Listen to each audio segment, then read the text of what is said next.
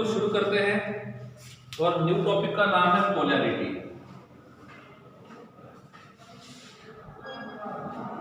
New topic का नाम है पोलैरिटी। ठीक है, अब क्वेश्चन ये आता है पोलैरिटी होता क्या है। ठीक है, क्वेश्चन ये आता है कि पोलैरिटी होता क्या है और पोलैरिटी का काम क्या आएगा और नॉर्मली हम पोलैरिटी को यूज कहाँ पे करते हैं। ठीक है, क्योंकि जब हम पोलैरिटी के बारे में पढ़ते हैं तो हमको ये पता होना चाहिए कि पोलैरिटी यूज कहाँ पे करने वाले हैं। ठीक है, तो सबसे पहली बात, अभी तक हमने कितने टाइप के बॉन्ड्स देखे। पहला हमने देखा आयोनिक बॉन्ड और दूसरा हमने देखा था कोवैलेंट बॉन्ड। नॉर्मली ये दो मेन बॉन्ड्स हैं। ठीक है, ये दो क्लियर।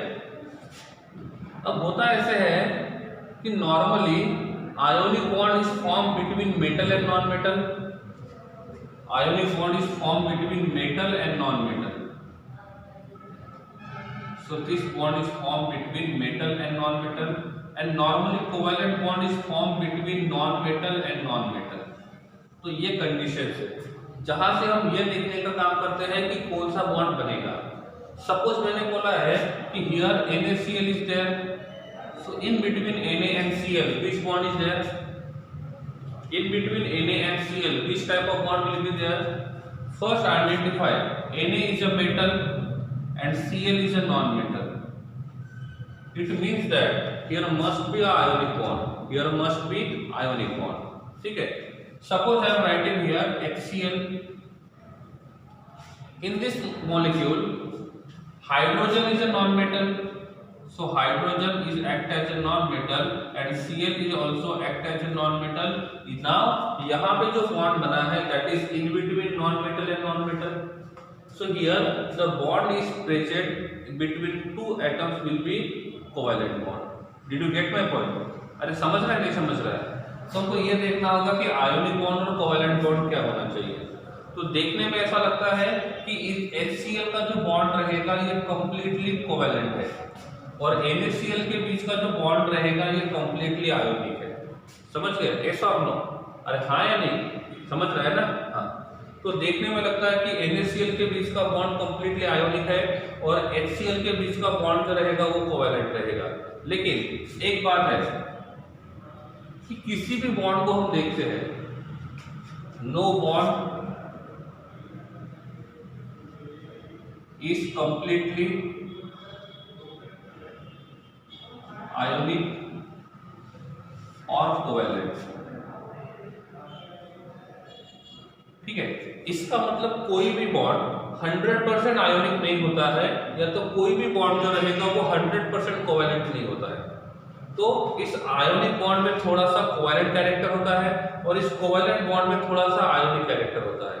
तो ये कहने का मतलब ऐसा है कि भले ऊपर ऊपर से हमको लगता है कि this bond is completely ionic and this bond is completely covalent, but in reality ऐसा नहीं होता है। कोई भी बॉन्ड 100% आयोनिक नहीं होगा और कोई भी बॉन्ड जो रहेगा वो कंप्लीट % कोवैलेंट नहीं होगा। फिर हमने क्या किया था, परसेंटेज आयोनिक कैरेक्टर फाइंड किया था। हमने परसेंटेज आयोनिक कैरेक्टर फाइंड किया था और परसेंटेज आयोनिक कैरेक्टर फाइंड करने का फॉर्मूला मैंने आपको बताया था। मतलब हमको यहाँ पे लगता है कि HCl जो रहेगा वो आयोनिक होना चाहिए और HCl जो रहेगा वो कंप्लीटली कोवैलेंट होना चाहिए, बट इनके अंदर कितना % आयोनिक रहेगा। ठीक है, तो हम ऐसा लिखेंगे percentage ionic character plus percentage covalent character equals to 100, ये होना चाहिए। ठीक है, तो सपोज हमने बोला कि किसी पर्टिकुलर मॉलिक्यूल में, सपोज मैंने बोला NaCl में 60% आयोनिक कैरेक्टर है, इसका मतलब NaCl में 40% क्या होना चाहिए, कोवैलेंट कैरेक्टर होना चाहिए। ठीक है, तो आप किसी भी मॉलिक्यूल को ले लो, कोई भी मॉलिक्यूल 100% आयोनिक या तो 100% कोवैलेंट नहीं रहेगा, उनके अंदर थोड़ा सा दूसरा कैरेक्टर मिक्स रहेगा। हमने परसेंटेज आयोनिक कैरेक्टर का फॉर्मूला देखा था, याद है क्या था फॉर्मूला? परसेंटेज आयोनिक कैरेक्टर का फॉर्मूला क्या था? ये था 16 into change in electronegativity, 15 into change in electronegativity plus 3.5 into change in electronegativity का स्क्वायर। तो ये हमने फॉर्मूला देखा था जिससे हमने परसेंटेज आयोनिक फॉर्मूला फाइंड किया था। तो किसी भी कंपाउंड में कितना आयोनिक कैरेक्टर रहेगा वो फाइंड किया था। सपोज हम इसकी बात करते हैं HCl की, और ये ढूंढने की कोशिश करते हैं कि HCl में कितना आयोनिक कैरेक्टर रहेगा और कितना कोवेलेंट कैरेक्टर रहेगा। So what is the electronegativity of hydrogen and what is the electronegativity of chlorine? कितना है?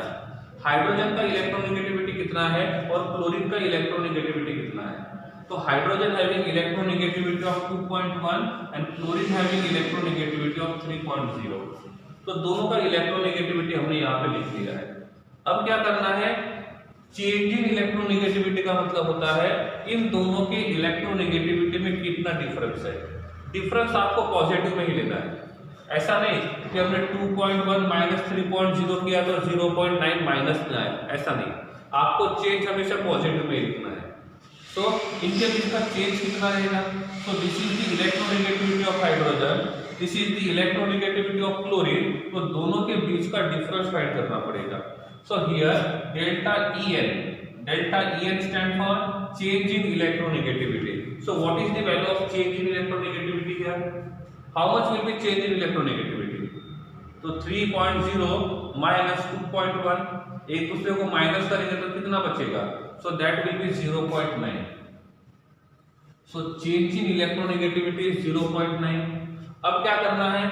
यहाँ पे लिखना है 16 into 0.9 प्लस यहाँ पे करना है 3.5 into 0.9 का स्क्वायर। ये बन जाएगा 16 into 0.9। तो ये कितना होना चाहिए? कैलकुलेशन करो और मुझे फाइनल आंसर बता दो कि यहाँ पे परसेंटेज आयोनिक कैरेक्टर कितना होना चाहिए। फाइनल कैलकुलेशन बताना है। What will be the final calculation and what will be the final answer. कितना आयोनिक कैरेक्टर होना चाहिए और कितना कोवेलेंट कैरेक्टर होना चाहिए।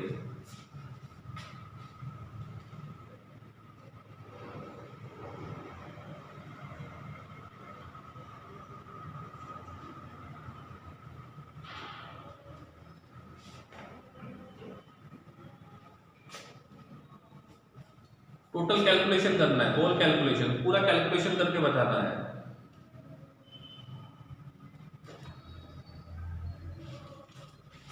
सबके आंसर अलग अलग आ रहे हैं, ठीक है, ऐसा नहीं हो सकता है। सबके आंसर इतने ज्यादा अलग अलग नहीं आ सकते।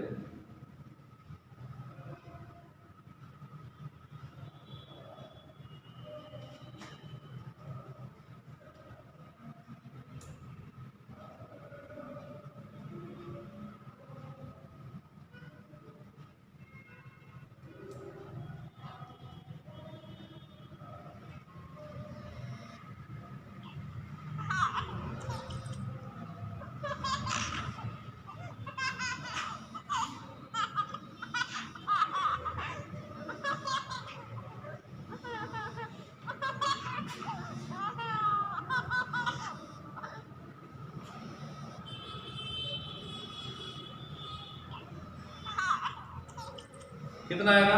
17.25। कितना रहेगा? 17.25। क्लियर? तो इफ हम यहाँ पे देखते हैं तो इसका परसेंटेज आयोनिक कैरेक्टर कितना रहेगा? 17.25 अप्रोक्सीमेटली आ रहा है, ठीक है, okay. So this is the percentage ionic character. इसका मतलब HCl में आयोनिक कैरेक्टर का परसेंटेज रहेगा 17.25। तो इसका ये रहेगा आयोनिक कैरेक्टर। तो इसके अंदर का जो कोवेलेंट कैरेक्टर रहेगा वो कितना रहेगा? तो इसके अंदर का जो कोवेलेंट कैरेक्टर कितना रहेगा ये हमको फाइंड करना है। क्या करना है? कोवेलेंट कैरेक्टर फाइंड करना है, ठीक है। तो इसका कोवेलेंट कैरेक्टर कैसे फाइंड करेंगे? इसका कोवेलेंट कैरेक्टर होना चाहिए 82.75। So that will be covalent character. So that will be covalent character. तो आप मुझे बताओ इसमें आपको आयोनिक कैरेक्टर ज्यादा दिख रहा है या कोवेलेंट कैरेक्टर? ठीक है। सो इस मॉलिक्यूल में आपको HCl मॉलिक्यूल में आयोनिक कैरेक्टर ज्यादा दिख रहा है या कोवेलेंट कैरेक्टर? तो यहाँ पे आपको आयोनिक कैरेक्टर ज्यादा दिख रहा है? नहीं, यहाँ पे हमको कोवेलेंट कैरेक्टर ज्यादा दिख रहा है। इसका मतलब ये वाला मॉलिक्यूल जो रहेगा इस मॉलिक्यूल में कोवेलेंट कैरेक्टर ज्यादा है और आयोनिक कैरेक्टर कम है। समझे बात को? अब मैं यहाँ पे लिखता हूँ नेक्स्ट वन KCl। क्या लिखता हूँ, KCl। क्या करना होगा, KCl का परसेंटेज आयनिक कैरेक्टर फाइंड करना होगा। उससे क्या देखेंगे हम लोग, इस KCl में आयनिक कैरेक्टर ज्यादा है कि कोवेलेंट कैरेक्टर ज्यादा है।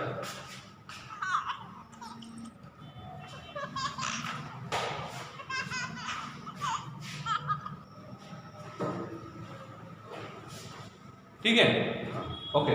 तो ऐसे हम लोग ये देख सकते हैं कि किस मॉलिक्यूल में आयनिक कैरेक्टर ज्यादा रहेगा और किसी मॉलिक्यूल में कोवेलेंट कैरेक्टर ज्यादा रहेगा। तो क्या आपने ये फाइंड कर लिया KCl के अंदर कितना आयनिक कैरेक्टर रहेगा? आपने KCl का आयनिक कैरेक्टर फाइंड किया, कितना आएगा? एनीवन? KCl का आयनिक कैरेक्टर कितना रहेगा? KCl का आयनिक कैरेक्टर कितना होना चाहिए, फाइंड करो। क्या करेंगे, K का इलेक्ट्रोनेगेटिविटी कितना है, Cl का कितना है? Cl का है 3.0, K का इलेक्ट्रोनेगेटिविटी कितना है? What is the electronegativity of K? Anyone? What is the electronegativity of K? Electronegativity का टेबल लिख के दिया था मैंने। So electronegativity of K will be 0.8। So here change in electronegativity will be 2.2। Change in electronegativity 2.2। तो क्या होगा, percentage ionic character equal to 16 into 2.2 plus क्या होगा 3.5 इंटू 2.2 इंटू 2.2। समझे बात को? करो कैलकुलेट और मुझे बताओ यहाँ पे कि इसमें कितना रहेगा।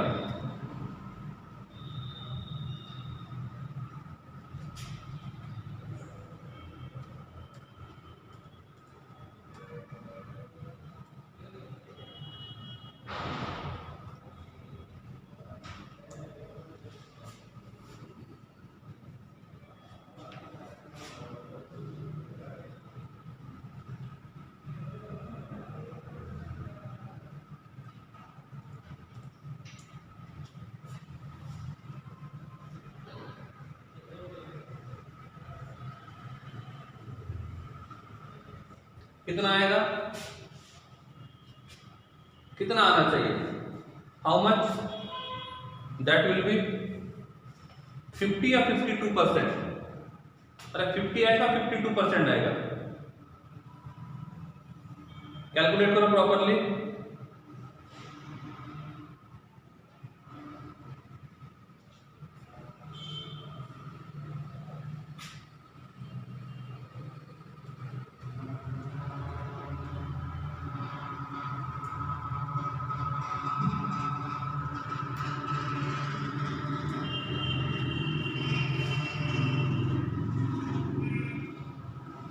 कितना आएगा 52.14।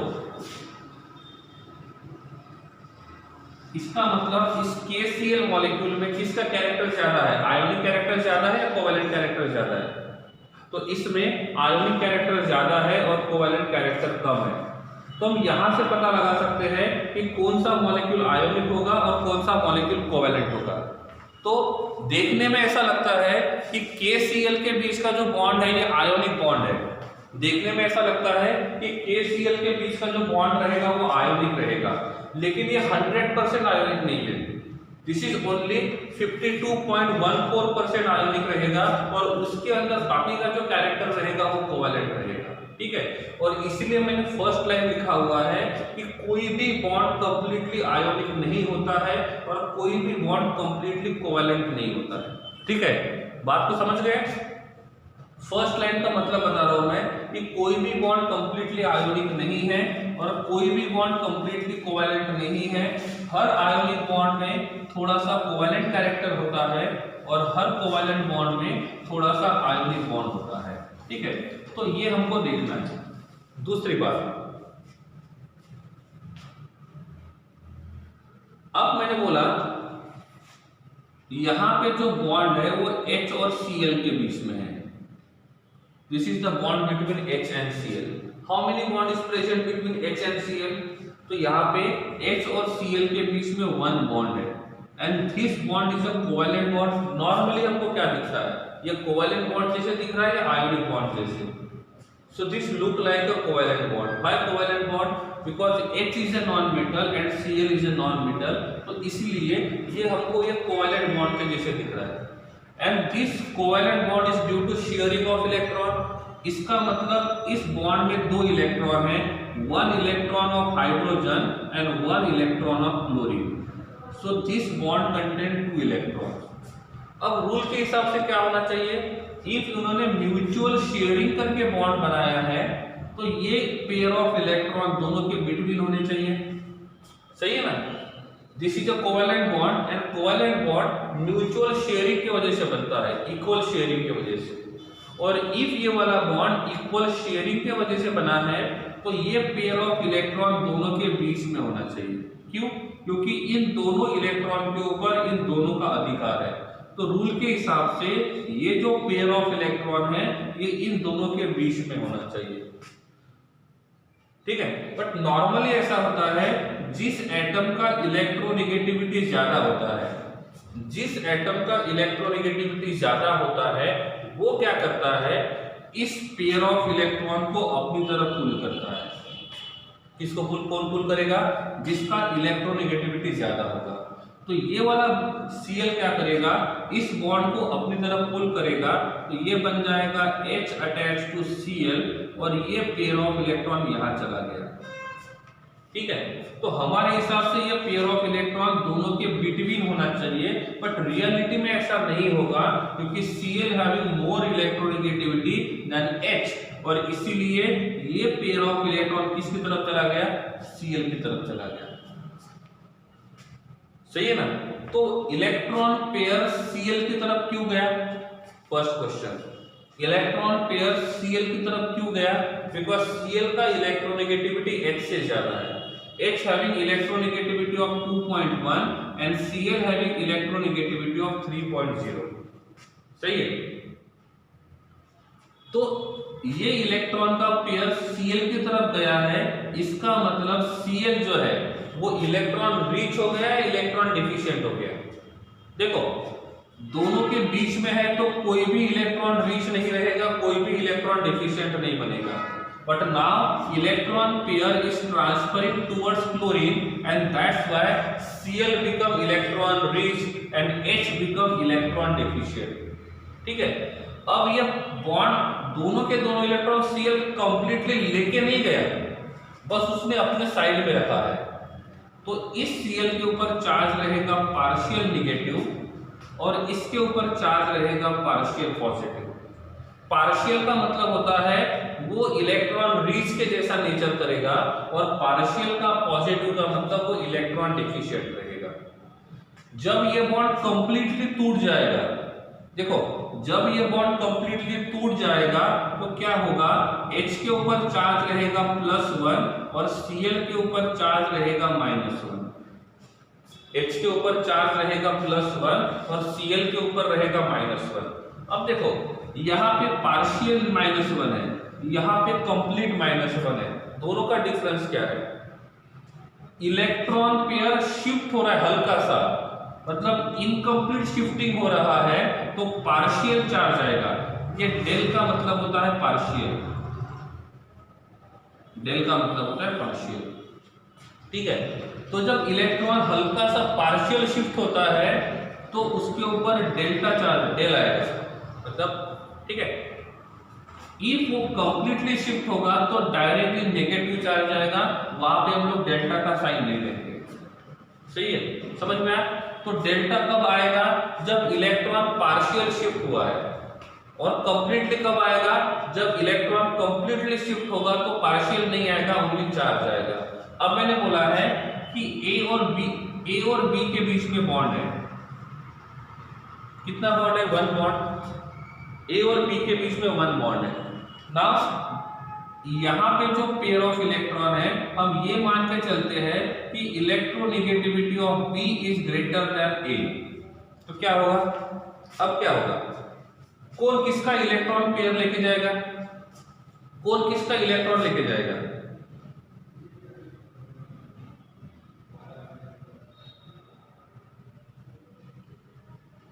B क्या करेगा? A का इलेक्ट्रॉन लेके जाएगा. अब बी ने ए का इलेक्ट्रॉन लेके गया तो दो पॉसिबिलिटी है, एक रिप्रेजेंटेशन ऐसा ए बी ऐसे,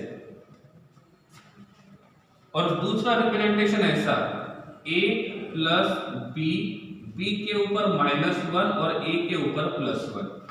अब मैंने आपको पूछा बी के ऊपर -1 क्यों आया, बी के ऊपर -1 क्यों आया, क्योंकि इलेक्ट्रॉन बी लेके गया, और ए के ऊपर प्लस चार्ज क्यों है, क्योंकि ए ने इलेक्ट्रॉन लूज किया। So here complete positive and complete negative. But यहाँ पे इलेक्ट्रॉन जो है वो कंप्लीटली शिफ्ट नहीं हुआ है, वो पार्शियल शिफ्ट हुआ है। और जब इलेक्ट्रॉन इनकम्प्लीटली शिफ्ट होता है इसका मतलब इनके बीच में बॉन्ड अभी भी है, यहाँ पे बॉन्ड टूट गया। जब बॉन्ड टूटेगा तो कंप्लीट चार्ज आएगा, और जब बॉन्ड नहीं टूटेगा तो वहां पे इनकम्प्लीट चार्ज आएगा। समझे बात को? तो इस ट्रांजिशन में क्या होगा, बी के ऊपर चार्ज रहेगा पार्शियल निगेटिव और ए के ऊपर चार्ज रहेगा पार्शियल पॉजिटिव। समझ गए बात को? क्लियर है? कब आएगा पार्शियल चार्ज और कब आएगा कंप्लीट चार्ज? नहीं समझा? ओके, कोई बात नहीं, ठीक है। देखो अब हुआ ऐसा कि ए और बी के बीच में बॉन्ड है, ए और बी के बीच में बॉन्ड है, ठीक है। अब ये इस बॉन्ड को तोड़ना चाहते हैं, दो पॉसिबिलिटी है, ठीक है।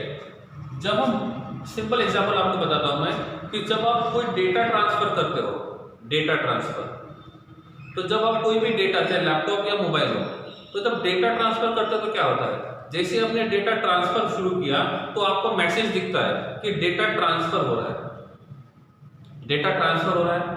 तब हम ये मान के चलते हैं कि यहाँ पे ये इलेक्ट्रॉन्स मतलब डेटा है, और अब ये इलेक्ट्रॉन्स बी की तरफ जा रहे हैं क्योंकि बी का इलेक्ट्रोनेगेटिविटी ज्यादा है। तो जिसका इलेक्ट्रोनेगेटिविटी ज्यादा रहेगा वो इलेक्ट्रॉन को खींचेगा। तो ऐसा होता है जैसे आप कोई डेटा ट्रांसफर करते हो तो आपको डायरेक्टली मैसेज आता है डेटा हो गया ट्रांसफर, या पहले मैसेज आता है कि डेटा इज ट्रांसफरिंग, पहले मैसेज आता है ना data is transferring. Same condition यहाँ पे होता है, जब भी किसी बॉन्ड को तोड़ते हैं तो बॉन्ड डायरेक्टली नहीं टूटता है, पहले इलेक्ट्रॉन का शिफ्टिंग शुरू होता है। तो इफ हम इनके बीच का बॉन्ड तोड़ना चाहते हैं तो बॉन्ड किसकी तरफ जाएगा, बी की तरफ जाएगा, क्योंकि बी का इलेक्ट्रोनेगेटिविटी ज्यादा है। तो बॉन्ड एकदम से नहीं टूटेगा, बॉन्ड एकदम से नहीं टूटेगा, पहले बॉन्ड यहां से यहां पे आएगा और फिर यहां से यहां जाएगा। समझे बात को?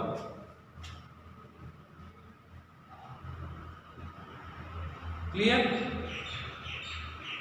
समझे बात को?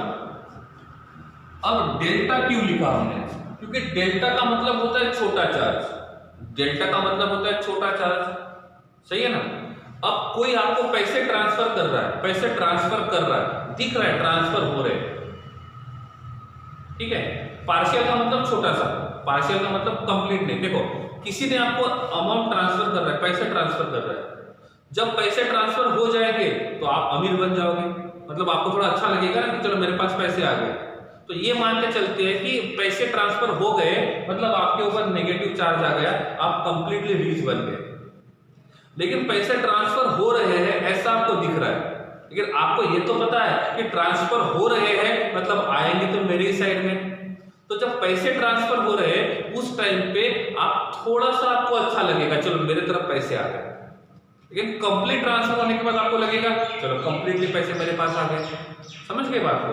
तो बात यही पे हमको H और Cl के बीच का इलेक्ट्रॉन Cl के साइड में लेके जाना है, तो एकदम से नहीं जाएगा। पहले ये इलेक्ट्रॉन हल्का सा कहां पे गया, Cl की तरफ गया, तो इसका मतलब Cl के ऊपर पार्शियल नेगेटिव चार्ज आएगा। पार्शियल का मतलब होता है पूरा नेगेटिव चार्ज नहीं, आधा नेगेटिव चार्ज। पूरा नेगेटिव चार्ज कब आएगा, जब इनके बीच में इलेक्ट्रॉन का ट्रांसफर कंप्लीटली होगा, ठीक है। तो जब इलेक्ट्रॉन का ट्रांसफर कंप्लीटली हो जाएगा तो ए के पास इलेक्ट्रॉन नहीं रहेगा, क्योंकि ये अपर साइड वाला इलेक्ट्रॉन मान के चलते हैं कि ये ए का है और नीचे वाला इलेक्ट्रॉन Cl का है। तो क्या हुआ, ए का इलेक्ट्रॉन कंप्लीटली Cl की तरफ चला गया, इसका मतलब यहाँ पे इलेक्ट्रॉन का कंप्लीट ट्रांसफर हुआ है, यहाँ पे इलेक्ट्रॉन का इनकम्प्लीट ट्रांसफर हुआ है। समझे बात को? जब कंप्लीट ट्रांसफर होगा तो हम उसको पार्शियल नहीं बोलेंगे। लेकिन जब इनकम्प्लीट ट्रांसफर हुआ है, मतलब कुछ ट्रांसफर हुआ है और कुछ ट्रांसफर बाकी है, तो वैसे टाइम पे हम पार्शियल नाम का वर्ड यूज करते हैं, ठीक है।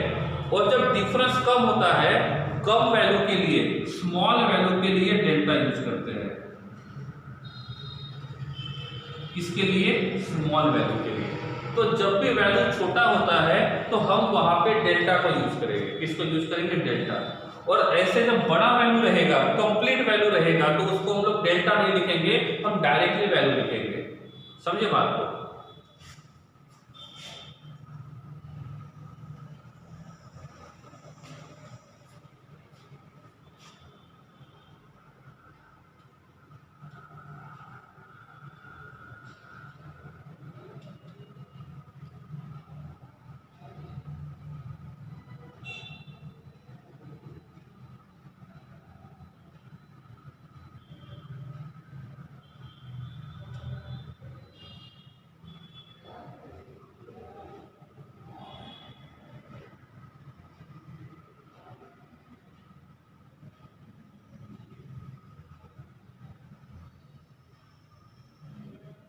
अभी क्लियर है?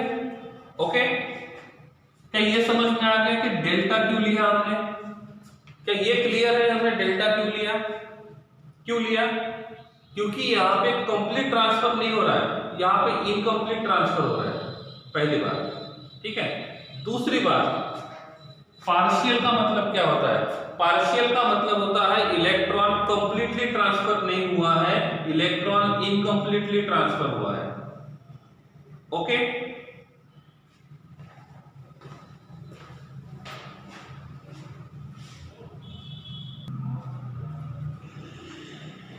ठीक है।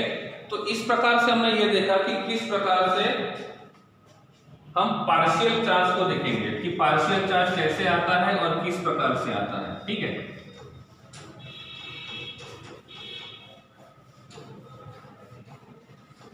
ओके। तो पार्शियल चार्ज का मतलब समझ में आ गया। तो यहां पे पार्शियल चार्ज डेवलप होता है,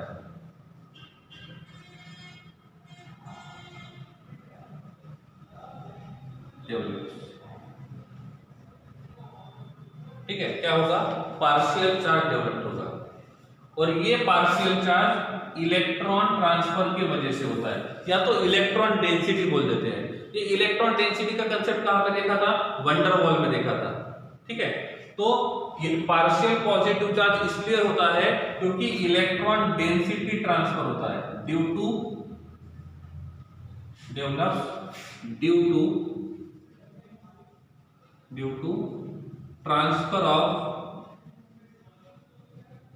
ट्रांसफर ऑफ इलेक्ट्रॉन डेंसिटी। ये ज्यादा क्लियर है, ठीक है। इलेक्ट्रॉन डेंसिटी ट्रांसफर हो रहा है तो पार्शियल चार्ज आएगा, और इलेक्ट्रॉन ट्रांसफर होगा तो कंप्लीट चार्ज आएगा, ऐसे बोल सकते हैं, ठीक है। इलेक्ट्रॉन डेंसिटी ट्रांसफर हो रहा है तो पार्शियल चार्ज आएगा, और इलेक्ट्रॉन ट्रांसफर होगा तो कंप्लीट चार्ज आएगा, ऐसा मानेंगे तो क्लियर है, ठीक है। It just transfer of electron density, ठीक है। अब मैंने बोला मेरे पास जो बॉन्ड है वो है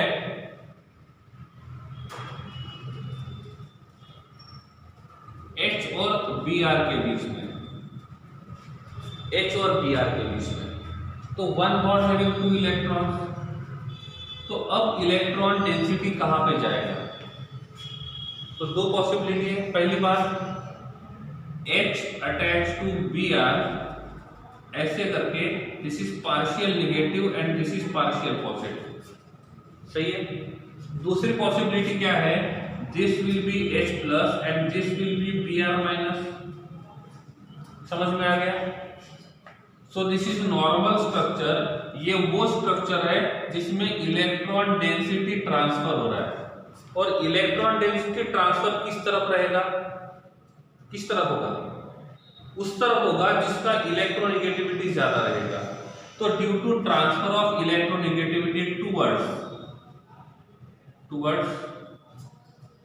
electronegative element, more electronegative element, towards more electronegative element.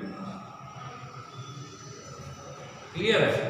तो इन दोनों में से किसका इलेक्ट्रोनेगेटिविटी ज्यादा है? H का Br का इलेक्ट्रोनेगेटिविटी ज्यादा है, तो इलेक्ट्रॉन डेंसिटी शिफ्ट कहां पे हो रहा है? Br के साइड में। अब मैंने आपको बोला यहाँ पे H2 का एग्जांपल लेता हूँ, किसका? H2 का। तो क्या होगा? यहाँ पे H है और यहाँ पे H है और इस बॉन्ड में 2 इलेक्ट्रॉन है, सही ना? H और H। तो इसमें क्या होगा? इलेक्ट्रॉन डेंसिटी कहां पे ट्रांसफर होगा? लेफ्ट साइड वाले हाइड्रोजन के पास या राइट साइड वाले हाइड्रोजन के पास? इसमें इलेक्ट्रॉन डेंसिटी कहां पे ट्रांसफर होगा? इसमें इलेक्ट्रॉन डेंसिटी ट्रांसफर नहीं होगा। क्यों ट्रांसफर नहीं होगा? क्यों? क्योंकि दोनों का इलेक्ट्रोनेगेटिविटी सेम है। क्योंकि दोनों का इलेक्ट्रोनेगेटिविटी सेम है और दोनों का इलेक्ट्रोनेगेटिविटी शिफ्ट होने सेम होने की वजह से यहाँ पे इलेक्ट्रॉन पेयर का ट्रांसफर नहीं होगा, इलेक्ट्रॉन डेंसिटी का ट्रांसफर नहीं होगा। और ट्रांसफर होता है तो पार्शियल चार्ज आएगा, ट्रांसफर नहीं होता है तो पार्शियल चार्ज नहीं आएगा। तो H और H के ऊपर कोई चार्ज नहीं आएगा। समझे बात को? H और H के ऊपर कोई चार्ज नहीं आएगा। अब मैंने बोला यहाँ पे CO2 का स्ट्रक्चर ड्रॉ करता हूं। So this is the structure of CO2. This is the structure of CO2. तो ये कार्बन और ऑक्सीजन की जो बॉन्ड है, दोनों बॉन्ड ये कहां पे जाएंगे? तो इस बॉन्ड्स का मतलब यहाँ पे जो बॉन्ड है, इन बॉन्ड का इलेक्ट्रॉन डेंसिटी कहां पे ट्रेवल करेगा? ऑक्सीजन के साइड में कि कार्बन के साइड में? इन बॉन्ड्स का इलेक्ट्रॉन डेंसिटी कहां पे ट्रांसफर होगा? कार्बन के साइड में या ऑक्सीजन के साइड में? और क्यों कहां पे ट्रांसफर होगा? ऑक्सीजन के साइड में। क्यों ऐसा हुआ? क्योंकि ऑक्सीजन का इलेक्ट्रोनेगेटिविटी कार्बन से ज्यादा है। तो मैं यहाँ पे एरो लिख देता हूँ। एक एरो सफिशिएंट है, ऐसा नहीं कि 2 बॉन्ड है तो 2 एरो लिखेंगे, एक बॉन्ड से भी काम हो जाएगा। आप एक एरो ड्रॉ करोगे तो भी वो सफिशिएंट है ये बताने के लिए कि इलेक्ट्रॉन कहां पे ट्रांसफर हो रहा है। तो क्या होना चाहिए? इसके ऊपर चार्ज आना चाहिए पार्शियल नेगेटिव और इसके ऊपर चार्ज आना चाहिए पार्शियल पॉजिटिव। इसका मतलब यहाँ पे पार्शियल चार्ज डेवलप हुआ, ठीक है। इस एरो का मतलब होता है इलेक्ट्रॉन डेंसिटी ट्रांसफर हो रहा है, इलेक्ट्रॉन नहीं, इलेक्ट्रॉन डेंसिटी। तो ये एरो बताता है इलेक्ट्रॉन डेंसिटी कहां पे ट्रांसफर हो रहा है, ठीक है। मैं इसकी बात करता हूं तो क्या होगा? कार्बन ऑक्सीजन में से ऑक्सीजन का इलेक्ट्रोनेगेटिविटी ज्यादा है तो ये इधर जाएगा, तो दिस विल पार्शियल -1 ये ऐसा बनेगा, ठीक है। ऐसे लिख सकते हैं हम लोग, समझे बात को? तो पार्शियल में ऐसा कोई प्रॉब्लम नहीं आएगा, ठीक है। हाँ, ऐसा कर सकते हैं, यहाँ पे 2 बॉन्ड है तो ये पार्शियल -2 बनेगा, यहाँ पे भी 2 बॉन्ड है तो ये पार्शियल -2 बॉन्ड बनेगा और इसके ऊपर चार्ज आएगा पार्शियल +4। इससे कुछ फर्क नहीं पड़ने वाला है, ठीक है। समझे बात को? इसका मतलब CO2 में जो कार्बन ऑक्सीजन बॉन्ड है उसमें देखो, इस एक बॉन्ड की वजह से डेल्टा -1, सही है ना। इस एक बॉन्ड की वजह से डेल्टा -1 और इस साइड में कितने बॉन्ड आ रहे हैं? 2 बॉन्ड आ रहे हैं, तो दोनों बॉन्ड का मिला के कितना हुआ? डेल्टा -2। समझ गए ना? तो इस साइड में डेल्टा -2 क्यों आया? क्योंकि हमने 2 बॉन्ड के लिए शिफ्ट किया, समझ गए। यहाँ पे हमने कितने बॉन्ड के लिए शिफ्ट किया? 2। तो इस ऑक्सीजन के ऊपर भी चार्ज आएगा डेल्टा -2, लेकिन कार्बन के ऊपर डेल्टा +4 आएगा। कार्बन के ऊपर क्या आएगा? डेल्टा +4 आएगा। समझ गया ना example? CO2 is clear, CO2 is clear. Step by step जाते हैं, इंपॉर्टेंट टॉपिक है, बहुत ज्यादा इंपॉर्टेंट है, ठीक है। अब मैं बात करता हूं H2O की। किसकी बात करता हूं? H2O की। तो मैंने यहां पे लिखा H attach to O attach to H। क्या लगता है? यहां पे जो एक बॉन्ड है, single bond, this bond will shift towards hydrogen towards oxygen. किस साइड में शिफ्ट होगा? इन दोनों में से किस साइड में शिफ्ट होगा? टुवर्ड्स ऑक्सीजन, बिकॉज ऑक्सीजन का इलेक्ट्रोनेगेटिविटी ज्यादा है। तो यहां पे मैंने एक एरो दिया।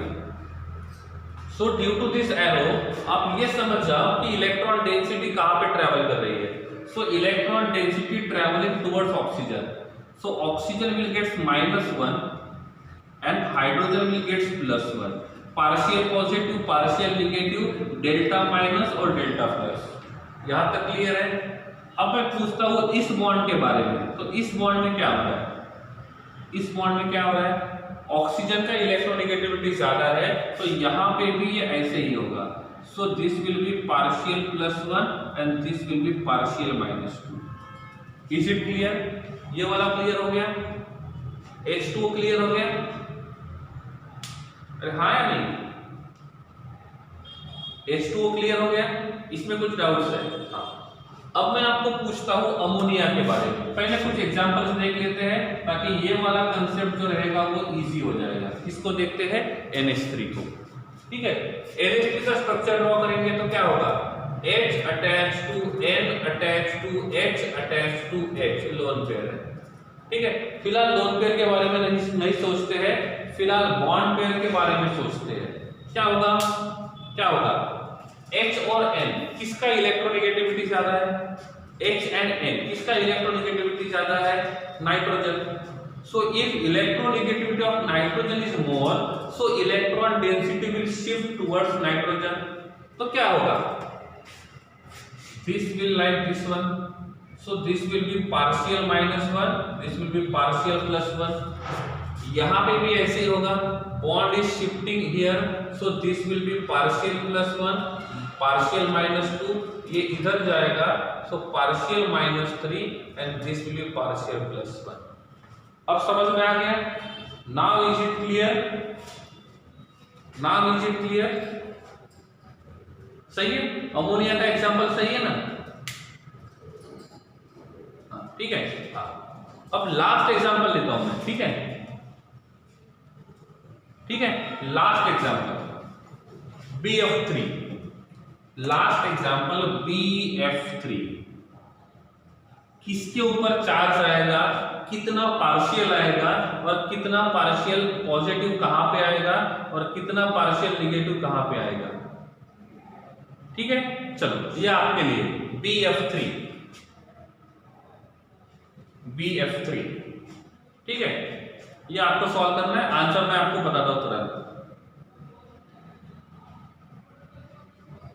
कभी कभी आपको ऐसा लगता है कि हमको कुछ समझ में नहीं आ रहा है, सर क्या बोल रहे हैं, ठीक है, लेकिन सब्र करना, टाइम लगता है थोड़ा सा, क्योंकि हम कंसेप्ट के हिसाब से जा रहे हैं, इसलिए it will take some time, it will take some time, बाद में वो इजी लग जाएगा, ठीक है। क्या करेंगे, इसका स्ट्रक्चर ड्रॉ करेंगे। So this will be B attach to 1 fluorine attach to 2nd fluorine attach to 3rd fluorine, इस प्रकार से। अब देखते हैं बोरॉन और fluorine, who is more electronegative, boron and fluorine, who is more electronegative.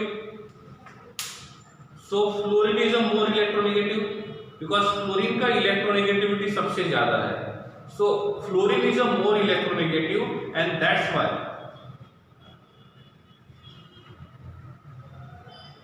ठीक है। अब आप बोलोगे सर हमें कैसे पता चलेगा, कुछ नहीं करना है, इलेक्ट्रोनेगेटिविटी को देखना है, समझे? क्या करना है, बस इलेक्ट्रोनेगेटिविटी को देखना है।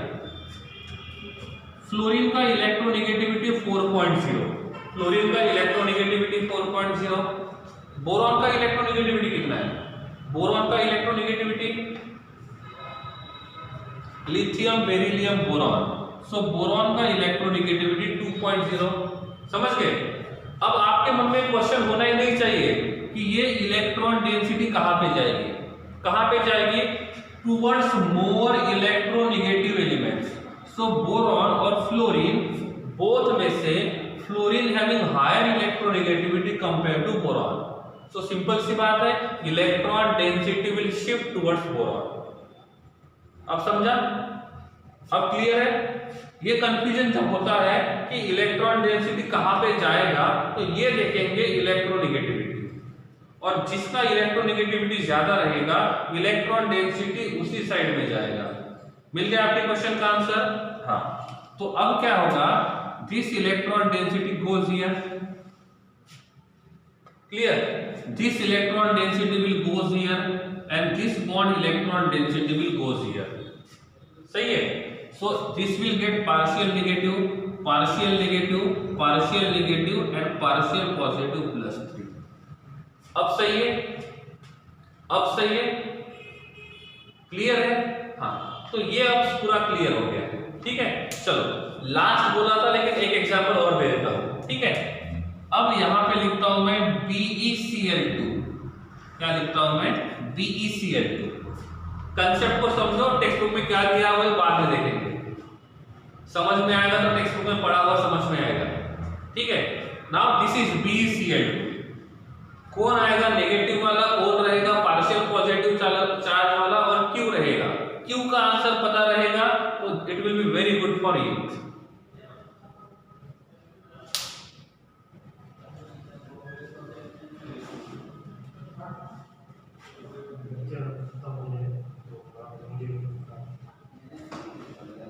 ओके, पति क्यों काय वाल बनती? Hello, this is Be attached to Cl attached to Cl। Okay, हाँ, हेलो, काय वाल बनती? This Cl having 3.0, this Cl having 3.0, what about the B? I am writing the electronegativity, I am writing the electronegativity।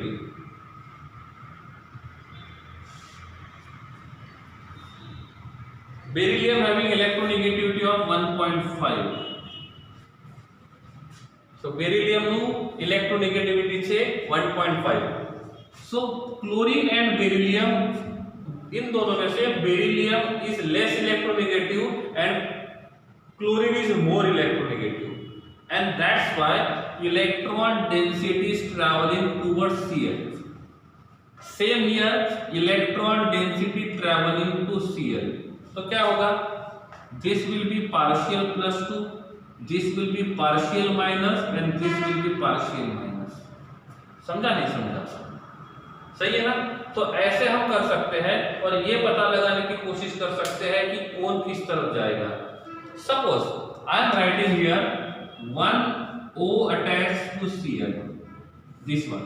Very interesting question. चलो, ठीक है, इसमें देखते हैं HOCl। सही है, दैट इज गुड, समझ में आ रहा है, वो सबसे अच्छी बात है। HOCl को किसके ऊपर चार्ज आएगा और कौन सा आएगा?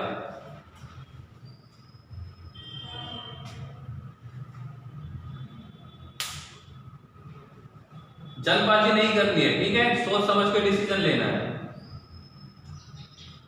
For this concept you must know the electronegativity। जितने एलिमेंट्स का इलेक्ट्रोनेगेटिविटी लिख के दिया था उन सब का इलेक्ट्रोनेगेटिविटी पता होना चाहिए। इफ वो पता है तो it will be good for you, क्योंकि ये टॉपिक उसी के ऊपर डिपेंड करता है। ठीक है, चलो, थोड़ा सा अच्छा क्वेश्चन है इसलिए आपको दिया मैंने, और ट्राई करो कि क्या हो सकता है। ठीक है, गुड, चलो। Now here electronegativity is 2.1, electronegativity is 3.5 and electronegativity is 3.0। पहले हम O और H की बात करते हैं। फर्स्ट O और H की बात करते हैं। so O having more electronegativity than H, clear? then O and Cl having more electronegativity than, sorry, O having more electronegativity than Cl, so this ball will come here। so what is the possibility? This is partial positive, partial -2 and partial positive, simple, clear, done, okay। now H attached to O attached to F, H attached to O attached to F। हाँ, sorry, मैंने last बोला था लेकिन 2-3 example लिख लिए।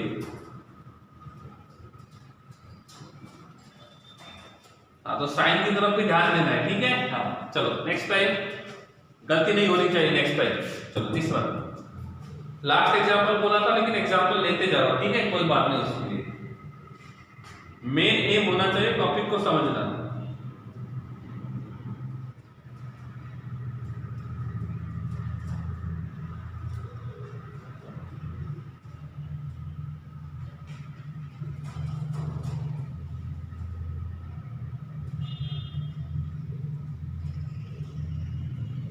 Done?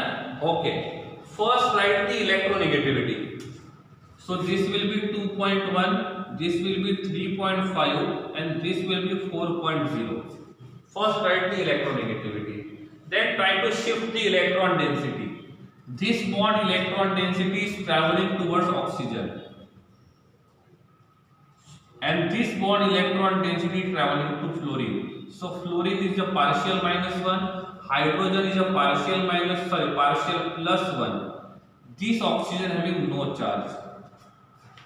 Oxygen having no charge. Why oxygen having no charge? Because -1 +1 partial -1 partial +1 that will be neutral. That will be neutral. तो ये समझ में आ गया ऑक्सीजन के ऊपर चार्ज क्यों नहीं है?